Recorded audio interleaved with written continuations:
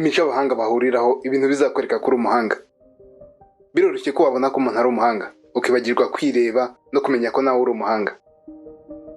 Ingwe izi kwiruka cyane ku butaka ku buryo igenda hagati y'ibirometero 80 n'ibirometero 130 ku isaha, ariko uyishyize mu mazi ntabwo wayigereranya n'ifi. Ni nako umuntu umusangamo ubushobozi n'ubuhanga mu kintu kimwe, ariko ahandi ugasanga afite intege nke. Niyo mpamvu Albert Einstein yagize ati, Everybody is a genius, but if you judge a fish by its ability to climb a tree, it will live its whole life believing that is stupid. Dushyize mu rurimi rw'ikinyarwanda yagize ati, buri wese ni umuhanga, ariko nushaka kureba ubuhanga bw'ifi ukurikije ubushobozi bwayo bwo kurira igiti, izabaho ubuzima bwayo bwose izi kidashoboye. Menya TV tugiye kubabwira imico, imiterere ndetse n'imyitwarire ubushakashatsi bwagaragaje ko iranga abahanga. Leonardo da Vinci mu gitabo The Romance of Leonardo da Vinci yagaragaje ko abantu bateye mu buryo butatu. Aba mbere, ababona. Aba ni abantu biyigisha ibintu bwabo. Aba kabiri, ababona beretswe. Ni abantu bigishwa kandi bagasobanukirwa. Aba gatatu, abatabona ubwabo kandi bakerekwa ntibabone. Aba ntibigira ku buzima kandi niyo bigishijwe ntibabiha agaciro. Niba uri mushya kanda subscribe kuri YouTube channel yacu Menya TV, ugume ku ruhande rukungura ubwenge buri munsi. Dore rero ibiranga umuntu w'umuhanga. Guhigira agaciro. Guhigira agaciro wanga ibikurangaza byatuma udakomeza gahunda zawe zifite inyungu. Ni kimwe mu byerekana umuntu w'umuhanga.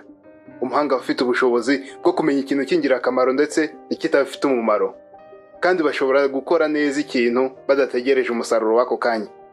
Ntibabasha gutakaza igihe ku bitabareba kuko baba babona bari kwima agaciro ibyabo. Bakoresha igihe neza kandi bagategura neza igihe cyo kuruhuka.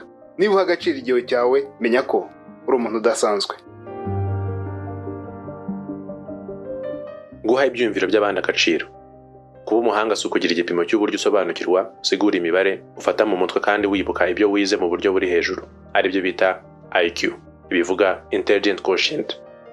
Ahubwo no guha amarangamutima agaciro, aribyo bita emotional intelligence, n'ubuhanga. Emotional intelligence ni igipimo cy'ubushobozi bwo guha amahoro abandi, kubahiriza igihe, kuba inyangamugayo, kutarengera, kwitonda, kuba imfura ndetse no gushyira mu gaciro. Kuba ufite emotional intelligence iri hejuru nibyo bigufasha kurwanya stress kandi ukaba wakumva ko abandi bameze nubwo utabavugisha. Ubu buhanga nibwo butuma ureba mugenzi wawe ukaba wamenya ko ashonje bitabaye ngombwa ko muvugana. Kugenda wihuta. Kugenda wihuta bifite aho bihurira n'ubuhanga cyane. Kwihuta cyane byongera ubushobozi bwo kumenya ko umuntu. Ubushakashatsi bwagaragaje ko abantu bihuta batsinda cyane ku kigereranyo cya 16 kurusha abagenda gake mu bizamini by'ubuhanga, intelligence quotient tests.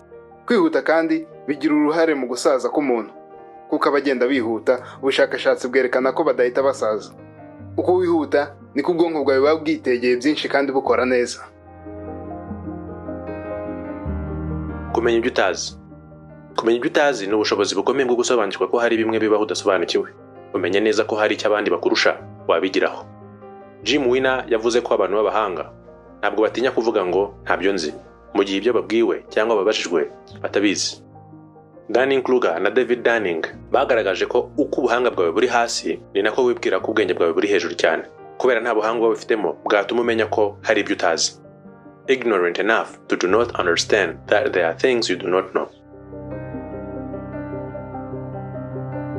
Kuva ntawe kwitaho. Uburyo abantu bagufata bijyana n'ubuhanga ufite. Biroroshye ko abantu bahuza ikigero cy'ubuhanga. Tuba twumva twaba hafi y'abantu duhuje igipimo cy'ubuhanga, hatarimo itandukaniro byibura ry'ikigereranyo cya 15. Ubusanzwe 85% by'abatuye isi baba bari ku mpuzandengo, average y'amanota 100. Ubwo rero niba ushobora gutsinda ku manota 115 kuzamura, wasanga ariyo mpamvu ubona wagira nta muntu ugukunda, cyangwa akaba ariyo mpamvu bikugora kuba wabona inshuti nshya. Kwibaza ibintu bikomeye. Kwibaza uti ese kuki tuba ku isi, ubuzima bumaze iki, cyangwa ibindi bibazo nko kwibaza uti ese Imana ibahe, isanzure ringana gute. Iki ni ikimenyetso ko uri umuhanga cyane. Abahanga cyane ntabwo bahagarika gutekereza, ahubwo buri kibazo bagishakira igisubizo. Abantu basanzwe babibaza gusa ku hazaza habo honyine, ariko abahanga biga kuri buri kibazo cyose cyo mu buzima. Niba umwana atangiye kwibaza ibintu byinshi bimupfukirana, ahubwo mushakira ibitabo asome. Ni ikimenyetso cy'uko afite inyota yo kumenya no gusobanukirwa. Kudashimagiza buri kimwe. Kenshi abantu b'abahanga bashinjwa ko babona ibintu nabi. Si uko baba bareba ibintu nabi, ahubwo ni abantu baba bashaka kuzana ibitekerezo bishya ndetse bagashingira ku kuri n'ibikorwa, aho kugendera ku marangamutima gusa. Bumva ko gutekereza gutya bifasha abantu kuzana ibitekerezo bishya ndetse no gutekereza ibindi bintu bifite umumaro. Gufunguka mu mutwe.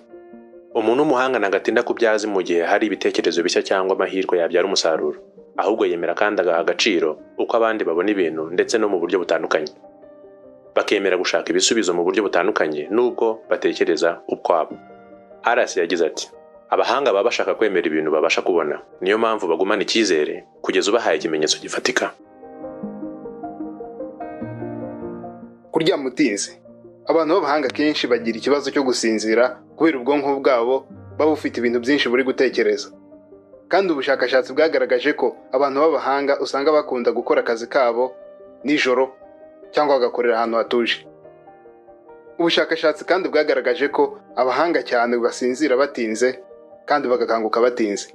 Nko muri wikendi bashobora gusinzira saa 8 z'ijoro nuko bagakanguka saa 5 z'amanywa. Imfura. Ubushakashatsi bwagaragaje ko imfura, abana ba mbere mu muryango, baba bazi ubwenge cyane. Ubushakashatsi bwakorewe muri Norvège bwize ku buhanga bw'abantu bakurikije uko bavutse, hakoreshejwe IQ test ku bantu bagera ku 250 bafite hagati y'imyaka 18 na 19. Bwagaragaje ko imfura yatsindaga ku manota 103, ukurikiye 100, uwa gatatu 99.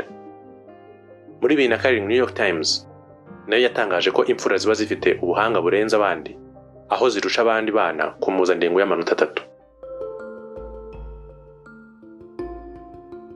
Hari n'ibindi.